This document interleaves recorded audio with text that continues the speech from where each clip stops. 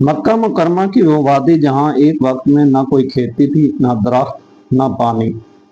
قرآن مجید میں حضرت ابراہیم علیہ السلام کی دعا کا ذکر آتا ہے کہ انہوں نے اپنے اہل خانہ کو ایک ایسی وادی میں بسایا جہاں کوئی کھیتی نہ تھی۔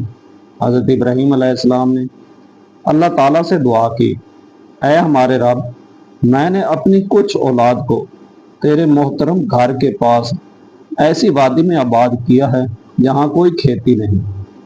یہ واقعہ ہمیں قرآن مجید سورت ابراہیم میں ملتا ہے۔ سوچئے، ایک باپ اپنی بیوی اور اپنے شیر خوار بچے کو ایک ایسی وادی میں چھوڑ رہا ہے جہاں بظاہر زندگی کے کوئی آثار نہیں، نہ پانی، نہ کھانا، نہ آبادیاں۔ لیکن حضرت ابراہیم علیہ السلام جانتے تھے کہ یہ فیصلہ اپنی خواہش سے نہیں بلکہ اللہ تعالیٰ کے حکم کے تحت ہے۔ جب حضرت ابراہیم علیہ السلام واپس جانے لگے تو حضرت ہاجرہ رضی اللہ تعالیٰ عنہ نے پوچھا، آپ ہمیں اس سنسان وادی میں چھوڑ کر کہاں جا رہے ہیں؟ جب انہیں معلوم ہوا کہ یہ اللہ کا حکم ہے تو انہوں نے اللہ پر بھروسہ کیا۔ یہاں سے ہمیں ایک عظیم سبق ملتا ہے، جب انسان اللہ پر سچا بھروسہ کرتا ہے تو وہ ناممکن حالات میں بھی امید نہیں چھوڑتا۔ کچھ ہی عرصے میں کھانے پینے کا سامان ختم ہونے لگا۔ شیر خوار حضرت اسماعیل علیہ السلام پیاس کی شدت سے بے چین ہونے لگے۔ حضرت ہاجرہ رضی اللہ تعالیٰ عنہ اپنے بچے کو دیکھتی اور پھر پانی کی تلاش میں نکلتی ہیں۔ حضرت ہاجرہ رضی اللہ تعالیٰ عنہ پانی کی تلاش میں ایک بلند مقام یعنی صفا پر چڑھی۔ انہوں نے دور تک دیکھا، شاید کہیں کوئی انسان نظر آ جائے، لیکن کچھ دکھائی نہ دیا۔ وہ صفا سے نیچے اتری اور مروہ کی طرف گئی۔ پھر مروہ پر چڑھ کر دیکھا، لیکن وہاں بھی کوئی نظر نہ آیا۔ وہ دوبارہ صفا کی طرف گئی، پھر مروہ کی طرف۔ یہ عمل انہوں نے 7 مرتبہ کیا۔ یہ صرف ایک ماں کی دوڑ نہیں تھی، یہ اللہ پر توکل کے ساتھ کی جانے والی جدوجہد تھی۔ اور آج بھی دنیا بھر سے مسلمان حج اور عمرہ کے دوران صفا اور مروہ کے درمیان سعی کرتے ہیں۔ اللہ تعالیٰ نے قرآن مجید میں فرمایا، بے شک صفا اور مروہ اللہ کی نشانیوں میں سے ہیں۔ ادھر حضرت اسماعیل علیہ السلام زمین پر پیاس کی شدت سے تڑپ رہے تھے۔ ایک طرف ماں پانی تلاش کر رہی تھی، دوسری طرف بچہ پیاسا تھا۔ بظاہر کوئی راستہ نظر نہیں آ رہا تھا، لیکن جہاں انسان کے راستے ختم ہوتے ہیں وہاں اللہ کی رحمت کے دروازے کھل سکتے ہیں۔ حضرت ہاجرہ رضی اللہ تعالیٰ عنہ نے اچانک دیکھا کہ حضرت اسماعیل علیہ السلام کے قریب زمین سے پانی نکل رہا ہے۔ یہ اللہ کی رحمت تھی، یہ زمزم تھا۔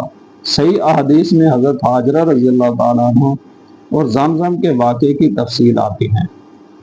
نبی کریم صلی اللہ علیہ وآلہ وسلم نے زمزم کے بارے میں فرمایا، یہ مبارک ہے، یہ کھانے کے قائم مقام ہے۔ صحیح مسلم میں اس مفہوم کی روایات موجود ہیں۔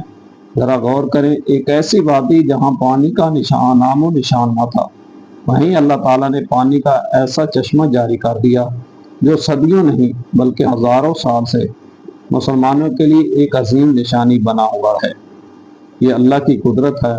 زمزم ہمیں یہ یاد دلاتا ہے کہ اللہ تعالیٰ جب چاہے بنجر زمین سے زندگی نکال سکتا ہے، جب چاہے مشکل حالات میں راستہ پیدا کر سکتا ہے، اور جب چاہے ایک چھوٹے سے واقعے کو قیامت تک کے لیے اپنی نشانی بنا سکتا ہے۔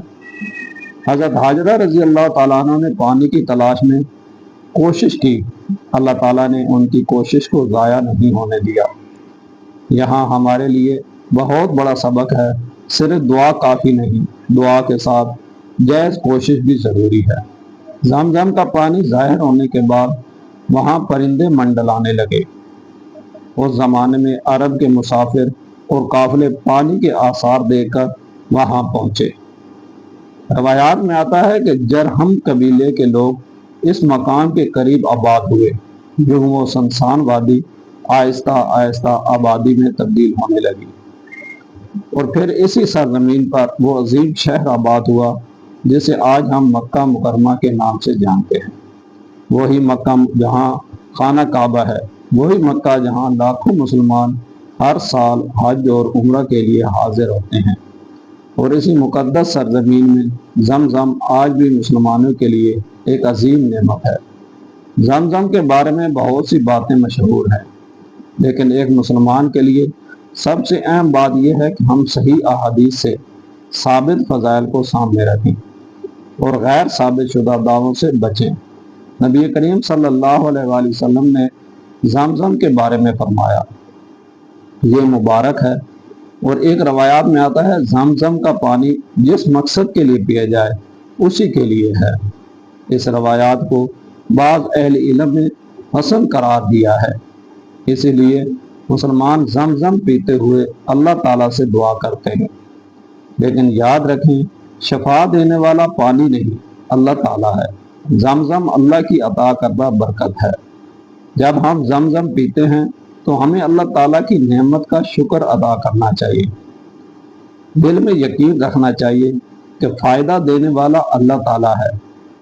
ہم صحت کے لیے دعا کر سکتے ہیں، ہدایت کے لیے دعا کر سکتے ہیں، مغفرت کے لیے دعا کر سکتے ہیں، نیک خواہشات کے لیے دعا کر سکتے ہیں، لیکن ہماری اصل امید ہمیشہ اللہ تعالیٰ سے ہونی چاہیے، کیونکہ اسلام ہمیں اسباب اختیار کرنے کے ساتھ ساتھ مسبب الاسباب یعنی اللہ تعالیٰ پر توکل سکھاتا ہے۔ زمزم کی داستان میں کئی عظیم سبق پوشیدہ ہیں۔ حضرت حاجرہ رضی اللہ تعالیٰ عنہ ایک سنسان وادی میں تھی، لیکن انہوں نے اللہ کی رحمت سے امید نہیں توڑی۔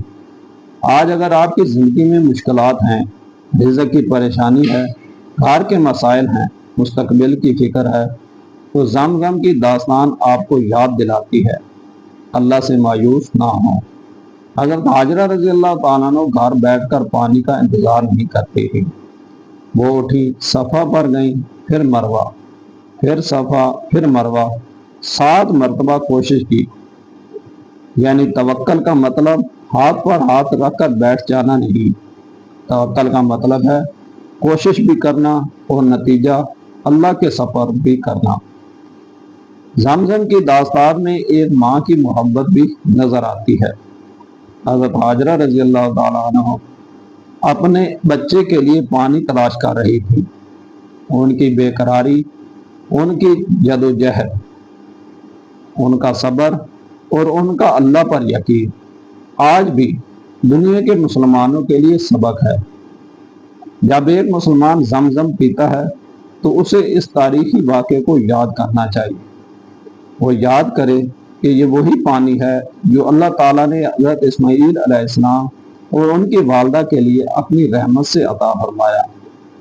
یہ یاد اسے اللہ کے قریب لے جائے، اس کے دل میں شکر پیدا کرے، اس کے اندر امید پیدا کرے، اور اسے یہ یقین دلائے کہ مشکل کتنی ہی بڑی کیوں نہ ہو، اللہ کی رحمت اس سے کہیں زیادہ بڑی ہے۔ زمزم کے بارے میں سوشل میڈیا پر بہت سی ایسی باتیں گردش کرتی ہیں جن کی کوئی معتبر دلیل نہیں ہوتی۔ مثلا زمزم کے بارے میں سائنسی یا طبی خصوصیات کے ایسے دعوے جو قرآن یا صحیح حدیث سے ثابت نہیں۔ ایک مسلمان کو چاہیے کہ وہ دین کے معاملے میں تحقیق کرے، جو بات صحیح حدیث سے ثابت ہو اسے بیان کرے، اور جو بات ثابت نہ ہو اسے دین کا حصہ بنا کر پیش نہ کرے، کیونکہ نبی کریم صلی اللہ علیہ وسلم کی طرف غلط بات منسوب کرنا بہت صغیر معاملہ ہے۔ اس لیے ہمارے چینل کا مقصد بھی یہی ہے کہ قرآن و سنت کی روشنی میں ایسی باتیں پیش کی جائیں جو لوگوں کے ایمان اور عمل کے لیے فائدہ مند ہوں۔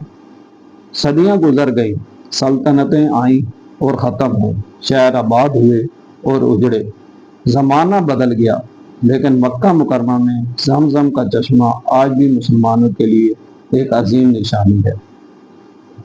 دنیا کے مختلف ممالک سے آنے والے مسلمان زمزم پیتے ہیں، اسے اپنے گھروں تک لے جاتے ہیں، اپنے عزیزوں کو دیتے ہیں، اور اللہ تعالیٰ کی اس نعمت پر شکر ادا کرتے ہیں۔ یہ ہمیں یاد دلاتا ہے کہ اللہ کی قدرت وقت کی پابند نہیں۔ میرے عزیز دوستو، زمزم کی داستان ہمیں صرف پانی کی برکت نہیں بتاتی، یہ ہمیں یقین کی طاقت بھی بتاتی ہے، یہ ہمیں صبر کی طاقت بتاتی ہے، یہ ہمیں کوشش کی اہمیت بتاتی ہے، یہ ہمیں اللہ پر توکل سکھاتی ہے، اور سب سے بڑھ کر یہ ہمیں یاد دلاتی ہے کہ جب دنیا کے تمام دروازے بند دکھائی دیں تو بھی اللہ تعالیٰ کے دروازے کبھی بند نہیں ہوتے۔ حضرت حاجرہ رضی اللہ تعالیٰ عنہ کے سامنے پانی نہیں لیکن اللہ کے خزانے موجود تھے۔ حضرت اسماعیل علیہ السلام پیاسے تھے لیکن اللہ کی رحمت قریب تھی، اور ایک سنسان وادی میں اللہ تعالیٰ نے ایسا چشمہ جاری کیا جس کی یاد آج تک زندہ ہے۔ تو اگر آج آپ کسی مشکل میں ہیں، اگر آپ کو لگتا ہے کہ راستہ ختم ہو گیا ہے، تو یاد رکھیں راستہ آپ کو نظر نہ آئے لیکن اللہ کو ضرور نظر آتا ہے۔ آپ کوشش جاری رکھیں، دعا جاری رکھیں، اللہ سے امید نہ چھوڑیں، کیونکہ جس رب نے بے آب و گیا وادی میں زمزم جاری کر دیا، وہ آپ کی زندگی میں بھی اپنی رحمت کے دروازے کھول سکتا ہے۔ اللہ تعالیٰ ہمیں اپنی نعمتوں کی قدر کرنے والا، اس پر شکر کرنے والا اور ہر حال میں اسی پر توکل کرنے والا بنائے۔ آمین یا رب العالمین۔ اگر آپ کو یہ ویڈیو پسند آئے تو اسے دوسروں تک ضرور پہنچائیں، کیونکہ ممکن ہے آپ کی ایک شیئر کسی ایسے شخص تک پہنچ جائے جسے آج اللہ پر دوبارہ بھروسہ کرنے کی ضرورت ہو۔ اللہ حافظ۔ السلام علیکم ورحمۃ اللہ۔